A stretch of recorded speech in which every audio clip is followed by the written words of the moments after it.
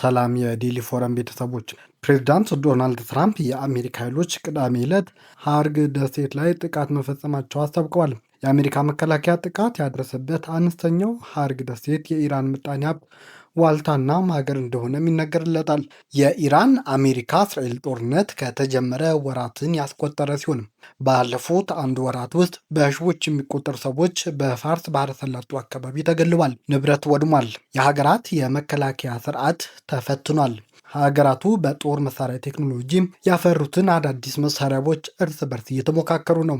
በዚህ ጦርነት ኢራን፣ አሜሪካና እስራኤል እርስ በርስ ይካሰሳሉ፣ የቃላት ጦርነት ያደርጋሉ፣ አለፍ ሲልም በባላስቲክ ሚሳኤል ይደባደባሉ፣ ዜጎችንም ይገላሉ። በሀርግ ደሴት ላይ የሚገኘው የነዳጅ ማከማቻ በኢራን ምጣኔ ሀብት ጉልህ ስፍራ ያለው ነው። ትራምፕ በደሴቱ ላይ ያሉ የነዳጅ ተቋማት ባይመቱም ደሴቱ ያለው የኢራን ወታደራዊ አቅም ሙሉ በሙሉ ወድሟል ብለዋል። ነገር ግን በደሴቱ የሚገኙ የነዳጅ መሰረተ ልማቶች ላይ ጥቃት እንዲፈጸም ሊወስኑ እንደሚችሉም ትራምፕ እያስጠነቀቁ ነው።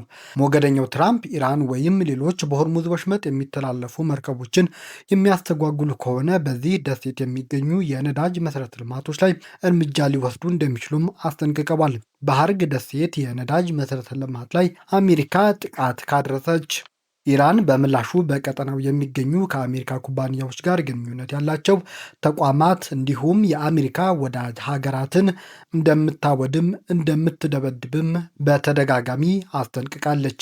ሀርግ ደሴት ከኢራን ባህር ዳርቻ 24 ኪሎ ሜትር ርቀት ላይ ይገኛል። መጠኑ አነስተኛ ቢሆንም በኢራን የነዳጅ እና የጋዝ አቅርቦት ቁልፍ ቦታ የሚሰጠው ነው።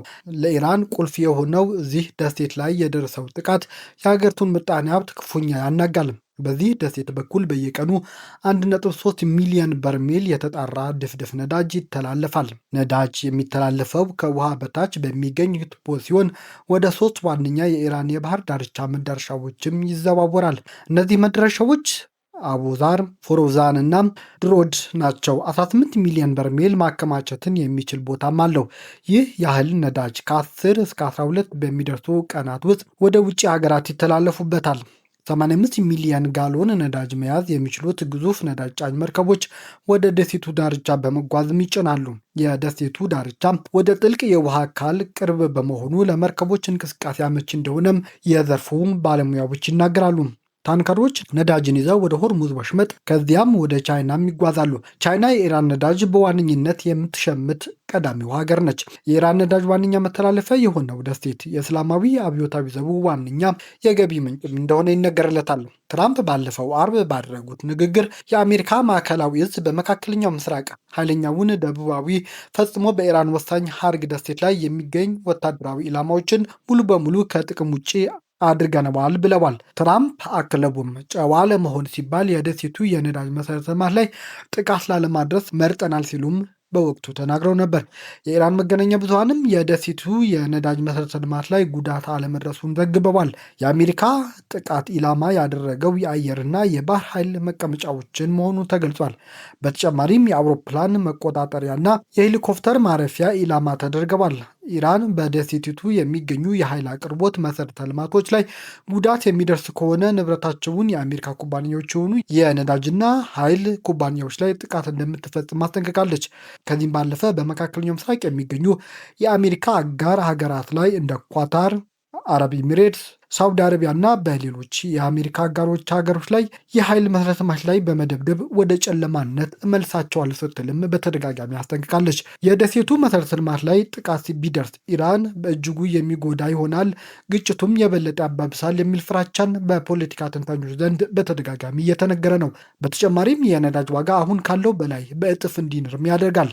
ይህም እንደ አውሮፓ ያሉ ሀገራትና ሌሎች በኢኮኖሚ የመነደጉ ሀገራትን ክፉኛ ይጎዳቸዋል፣ ኢኮኖሚያቸውንም ያሽመደምድላቸዋል። በተለይ እንደ ህንድ፣ ቻይና ላሉ ሀገራት ኢራን በአጸፋ እርምጃ በመካከለኛው ምስራቅ የሚገኙ የነዳጅ መሰረተ ልማቶች ላይ ጥቃት ልትፈጽም ትችላለች የሚል ስጋት ታይሏል። 4ኛ ሳምንቱን በያዘው የኢራን ጦርነት ቴህራን በባህረ ሰላጤው ሀገራትና በቀጠናው በሚዘዋወሩ መርከቦች ላይ ጥቃት ማድረሷ ይታወሳል። በኢራን ደሴት ላይ ጥቃት ቢፈጸም የአጸፋ እርምጃው በሚሊዮኖች የሚቆጠሩ ሰዎች የሚገለገሉባቸው የውሃ አቅርቦቶች ሊያካትትም ይችላል ብላ ኢራን አስጠንቅቃለች። የቀድሞ የዩናይትድ ኪንግደም ጦር ኃላፊና ወታደራዊ ተንታኝ ጀስተን ክራምፕ እንደሚሉት አሜሪካ በደሴቶች ላይ የወሰደችው ጥቃት ዓላማው ኢራን ግጭቱን እንዳታስፋፋ ማገድ ነው። ትራምፕ ለአሁኑ ይቅር ባይ እንደሆኑ ለማሳየት ቢሞክሩም በእስላማዊ አብዮታዊ ዘብ ላይ የከፋ እርምጃ ሊወስዱ ይችላሉ ይላሉ ተንታኙ። የኢራን እስላማዊ አብዮታዊ ዘብ ሊጎዳ የሚችለው የነዳጅ መሰረተ ልማቶች ላይ የሚፈጸመው ጥቃት ይሆናል። ትራምፕ የጦርነት ዓላማ ኢራናውያንን መንግስት እንዲቀይሩ ማስቻል መሆኑን ከዚህ ቀደም በተደጋጋሚ ተናግረው ነበር። አሁን ግን ጦርነቱ ሌሎችንም ግቦች እንዳሉት እየገለጹ ነው። ይህም ከኢራን ጦርነት ጀርባ ሌሎች ጉዶች እንዳሉት ቀስ በቀስ ይወጣል። ጉድና ጅራት ከውሳ ኋላዋ ነው እንደሚባለው ወታደራዊ ተንታኝ ጀስተን እንደሚናገሩት የኢራን ሀርግ ደሴት ላይ የሚደረግ ጥቃት የአገሪቱን ምጣኔ ሀብት ለረዥም ጊዜ የሚያዳክም ብቻ ሳይሆን ኢራንን የሚያንኮታኩት ነው።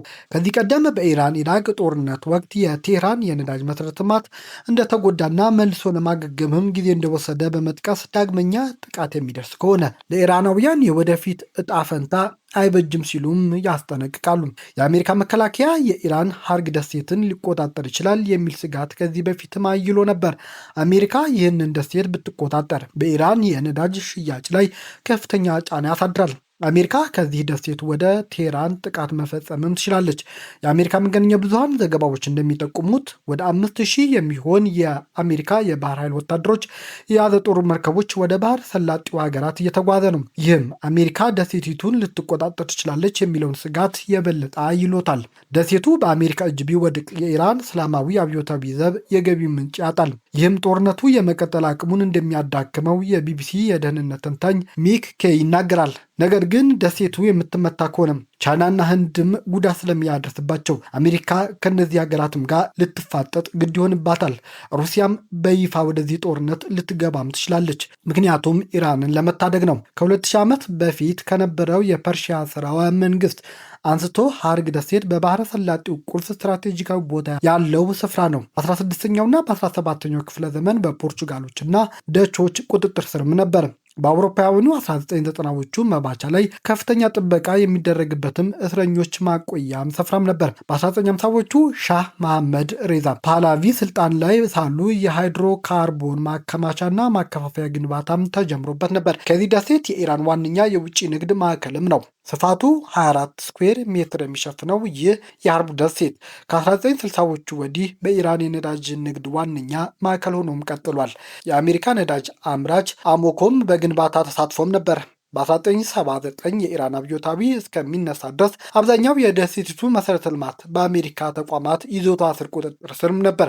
አሁን የአሜሪካ ጦር ወደዚህ ስፍራ የሚጓዝ ከሆነ ጦርነቱ ሊራዘም እንደሚችል ባለሙያዎችም እያስጠነቀቁ ነው። የኢራን ባለስልጣናት የአሜሪካ ጦር ወደ ኢራን ከመጣ እንኳን ወደ ምድሪቱም ሲኦል በሰላም መጣችሁ ብለን እንቀበላቸዋለን ሲሉም እያስጠነቀቁ ነው። የአሜሪካው ፕሬዚዳንት ትራምፕ የአገራቸው እግረኛ ጦር ኢራን ውስጥ 1000 ፓውንድ ዩራኒየም የሚያዝነውን ለማውጣት የሚያስችል ወታደራዊ ዘመቻ ለማካሄድ እያሰቡ መሆኑን ታማኝ የዜና አውታሮች በተደጋጋሚ የአሜሪካ የደህንነት ምንጮችን በመጥቀስ እየዘገቡ ነው። ስማቸው ያልተጠቀሱ እነዚህ የደህንነት ባለስልጣናት የሚጠቅሰው የዎል ስትሪት ዘገባ ይህ ዘመቻ የአሜሪካንን ወታደሮች ለቀናት ወይም ከዚያ በላይ አገሪቱ ውስጥ ሊያቆያቸው ይችላልም ብሏል።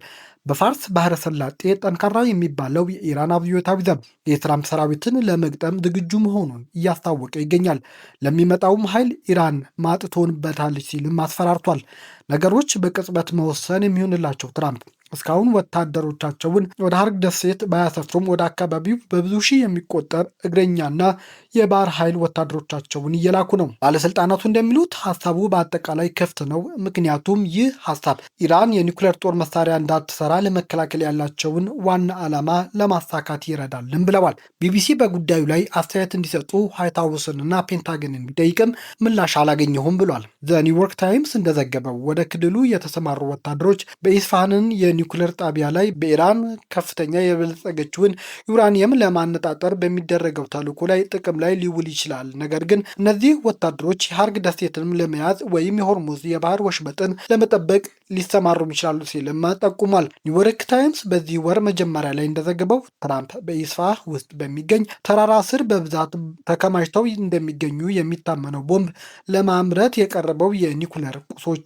ለመቆጣጠርና ለማጥፋት የሚያስችል ዘመቻ ለማካሄድ በግልጽ እያሰቡ ነው ሲሉም አስጠንቅቀዋል። ፕሬዚዳንት ዶናልድ ትራምፕ በኢራን የሲቪል ተቋማት ላይም ተደጋጋሚ ዛቻዎችን እያደረሱ ነው። እንደ አልጀዚራ ዘገባ የተባበሩት መንግስታት ድርጅትና ዓለም አቀፍ የህግ ባለሙያዎች ድርጊት የጦር ወንጀል ሊሆን ይችላል ሲሉ የነቀፉት ባለው መግለጫ የአሜሪካ ፕሬዚዳንት ዶናልድ ትራምፕ በኢራን የሲቪል መሰረተ ልማቶች ላይም ጥቃት ለመሰንዘር ያላቸውን እቅድ በድጋሚ ገልጸዋል።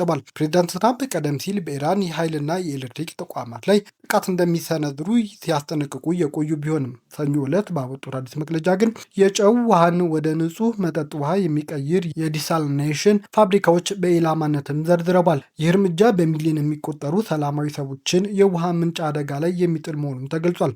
ትራምፕ በማህበራዊ ትስስር ገጻቸው ከአዲሱና ምክንያታዊ ከሆነው የኢራን መንግስት ጋር ወታደራዊ ዘመቻችን ለማቆም በሚደረገው ድርድር ላይ ትልቅ መሻሻልም ታይቷል ብለዋል።